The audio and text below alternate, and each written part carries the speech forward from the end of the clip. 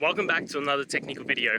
Today, I'll be going through your question, answering it, and hopefully finding that solution you're looking for.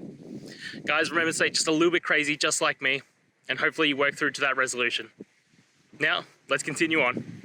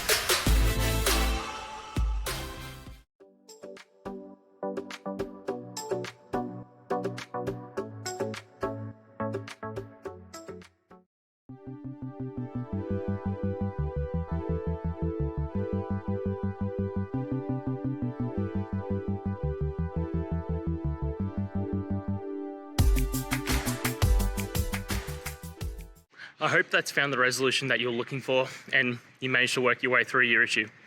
Please, if it did help, hit subscribe. I'd really appreciate it. And until the next technical time you need help, have a good one.